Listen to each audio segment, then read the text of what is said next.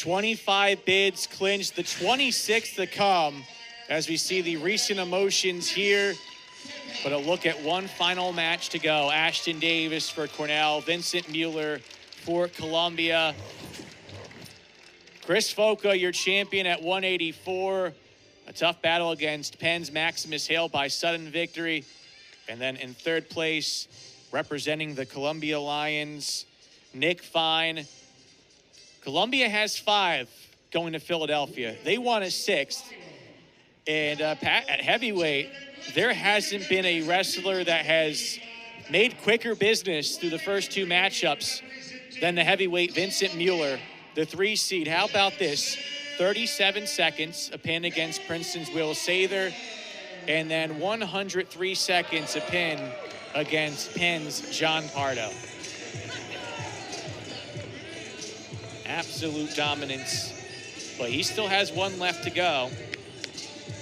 And he will be facing Ashton Davis, who needed sudden victory against Brown's Alex Semenenko in the semifinal round. And if Davis can win here, Cornell will be a perfect 10, having all 10 of the wrestlers head to Philadelphia. How about that if we can get the full complement of your team? That's pretty good. If you're a head coach, you gotta like that. And that after last year finishing 2nd in nationals, they have a chance to defend that honor with the help of Davis if there's a victory here. Our final matchup, the 90th of 90 matches today at Jadwin Gym. We thank you so much for tuning in for the action here today. Everybody from you, Pat, and our fellow broadcasters to the production staff and those that have worked the event here today. It's been quite a ride, and we still have in these final 7 minutes one more memory to stamp in the history books. Yeah, it's been so cool and fun, and I want to thank everyone for tuning in and watching and supporting here in Jadwin. Really cool that we were able to have the first Ivy League wrestling tournament be here in our home gym. So really cool event. We'll see who is the last champion crowned. Again, this is the only weight class that had just a single bid. It was a lot of very tough matches through the year and duels competition. When you look at what happened at heavyweight, well, between these 2 wrestlers, there's no history. It's still an open book. And so you're going to have a little bit, I think, early on of that feeling out process, but Davis, he had to go through a pin specialist in Alex Semenenko in the semifinal round, and now Miller very much making the same type of argument in what he's shown so far today. Absolutely, yeah. You love seeing a good fall, and at the NCAA tournament in a couple weeks, you'll hear some sashimis from the announcing crowd, and it's always fun. Still 70 seconds left in this first period. So all the drama we've had in this one, there was Mark Anthony McGowan defending late takedown attempts by Max Gallagher to win by 2. Similar case for Penn's Ryan Miller over Tyler Ferrara. After that, a pair of 4-point decisions before later on at 165, Julian Ramirez fending off Cesar Alvin 8-6. 2 matches after that, the sudden victory to clinch Cornell's team championship by Chris Foca. What a day we've had here, but the finals especially have been truly special. Short time here in the first period, and 2 wrestlers that are still in the process, mostly hand fighting in these opening 3 minutes. So a little jab at the leg by Davis, but nothing more. Final seconds ticking down. Obviously, after all that excitement here, Princeton's day is over, Penn's day is over, so you have 2 fan bases that are still all said well represented, but the gym is starting to thin out a little bit, but I think that's because, well, we're getting close to 11 hours worth of action here, including obviously the brief breaks between the sessions. Yeah, we've been at it all day, and it's been a lot of wrestling. 90th bout. A lot of coffee, a lot of wrestling, a little lunch, a little dinner, some cold brew at the end. Not too often I'm having cold brews at 6 o'clock, getting ready for finals action after 3 previous sessions. The second period begins with a thunderous mat return, but back the other way for Davis. He gets 2 and grabs the lead on the reversal. How about that, as Davis just bounces right back after the mat return to get his strength.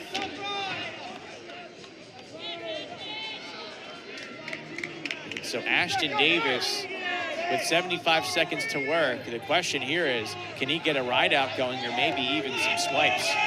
Yeah, he's in a good spot here. He's got Mueller bellied out and about a minute left in the second period here.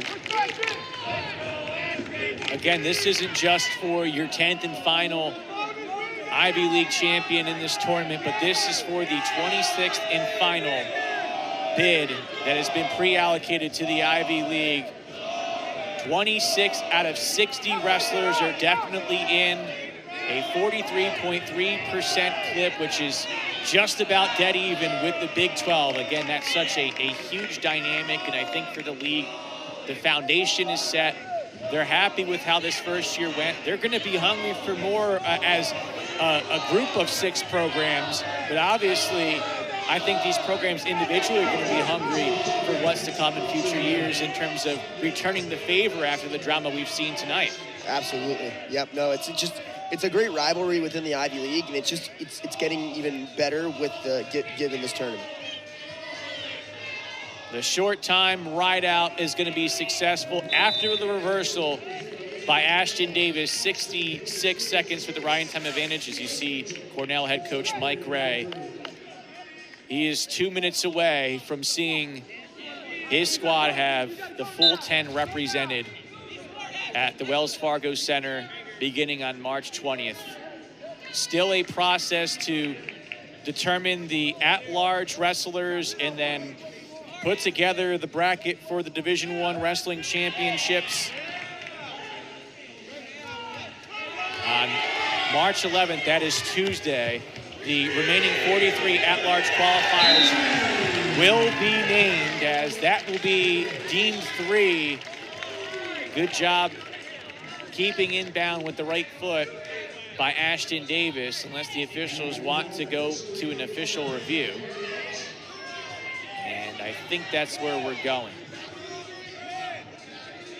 So there will be a review. So again, Tuesday, the remaining 43 at-large qualifiers will be determined, and then the brackets and seating will be announced on ncaa.com at 8 p.m. on Wednesday, March 12th. 330 wrestlers will battle for 10 national championships as we look at the replay here.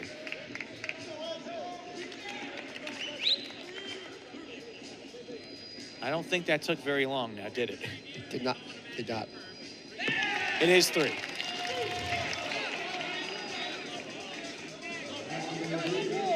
Wait, well, there's a brick. I guess they're not satisfied with what more or less looked like an expedited discussion and review here, so. Third period, last match. If you have the brick, you might as well use it.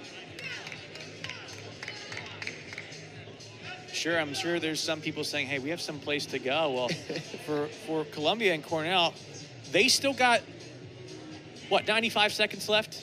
Yep. They're not going anywhere until that's done. And neither are we. See if there's anything additional that they're looking at here. But I'm gonna see right here. Ooh, is there enough there into the continuation of the action for that to be locked in as a takedown? I'm not sure.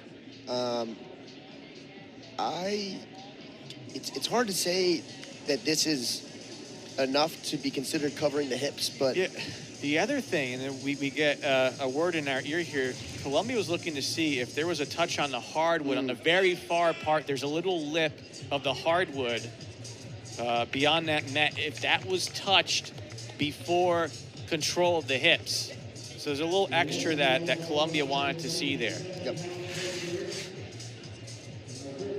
And again, you kind of see that little change of color there. It's harder to see because there's the reflection.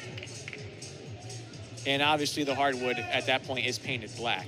Yeah, he kind of does look like he's on the hardwood, actually. And by rule, you're off the mat, plays over. It doesn't matter if the opponent has a foot inside. So one more look here. Yeah, you just kind of see that first step was in, but then the toe at the very end, did that go out? It'll stay. It'll stay 3. I don't think there was enough video evidence to overturn that call. I would agree. So 5-0 the lead. Mueller quickly returning. Again, Mueller 2 pins already in this tournament. He can flip it real quick. So if you're Davis, you have to keep eyes open for every bit of the 7 minutes, the 420 seconds in this match. Mueller back to his feet. He has yet to break free now, Will. 5-1 the score. And if you're Mueller, you just go for it here. Yeah, you got nothing to lose. Minute left in this third period. You got to go. The only thing you can lose is the match and the ticket to the NCAA tournament. And if it stands right now, that'll be his case. So he's going to go for it here. Meanwhile, Ashton Davis, he does have a takedown to give. And to see the riding time at 80 seconds, that could be in his favor as well, depending on what happens here. Good defense by Davis. He may turn it into 3 of his own. Mueller keeping hold of the left leg, but Davis trying to turn it around. Ashton Davis, the sophomore from Cleveland, Tennessee, a 3-time state champion, trying to get his first NCAA tournament appearance. It is a stalemate with a half-minute left to go. And for Vincent Mueller, he's going to have to find that last fall type of move in his bag.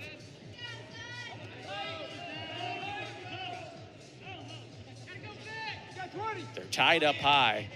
Mueller needs to get going here. Short time in the third period. A takedown by Ashton Davis. It is enough as Cornell makes it a perfect 10. Cornell with a win from Ashton Davis, your first ever Ivy League heavyweight champion in tournament action with a 6-1 decision, as Cornell will have 10 going to Philadelphia. Congratulations to Ashton Davis, the 26th Ivy League wrestler, heading to the Wells Fargo Center for the 2025 Division I Championships. Again, Cornell, your team champions, but they're going to be, I think, even happier to have all 10 go. That's their goal, right? Every weight class, have somebody to get the job done.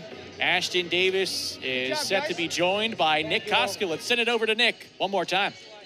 I'm with the winner, Ashton Davis. Ashton, one bid on the line. You knew what you had to do coming into you. Was there anything different when you approached this tournament this weekend?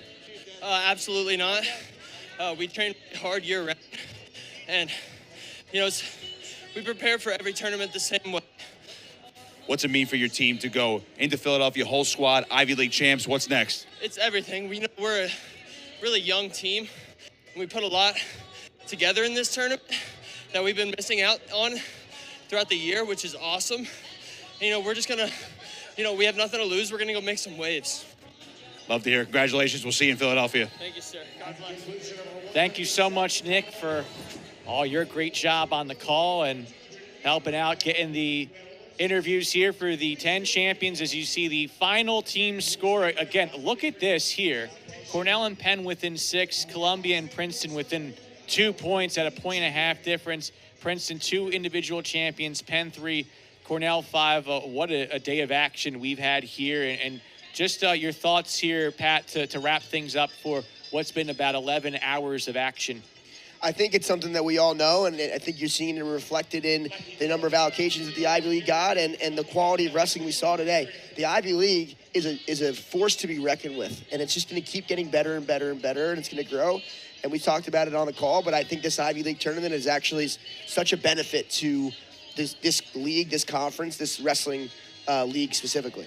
And obviously a humbling experience from our end for the first ever Ivy League championships, as believe we're going to still have one more podium to get to, but I mean, to set the tone for what's to come in future years from today, the quality of the finals, the emotions, how tight it was, especially among the top four. The table is set here, and what's to come in 2026 is something we're looking forward to, of course, but you still have things to look at for Philadelphia, as they have the 197 podium up and then 285 coming up here. So Luke Stout, your champion at 197, and then Ashton Davis at heavyweight, obviously going to be honored here. What a display, though, by Luke Stout to lead the way at 197. They also are showing Joe Curtis at third place, 197, and Mikey Delegata second place. Delegata and Stout going to Philadelphia. But there you see another Princeton standout, one Brett Harner handing things out here. And so it's from a former Tiger to a current Tiger. And the last moment for Luke Stout at official capacity here at Jadwin Gym is him showing that he is the Ivy 2025 champion. Yeah, that's pretty cool. And that's, a testament to, the wrestling world being full circle. You got guys like Brett Harner, supporting the team, making sure this program has guys like Luke Stout coming and the next generation of guys want to be Ivy League champs, wanting to be on the podium, wanting to be All-Americans and national champs. And it's just something that it takes a village, and it's really cool to have the support system that we have here, specifically at Princeton, but within the Ivy League, in general. It's just the wrestling community is so tight knit, and specifically the Ivy League wrestling community is even tighter.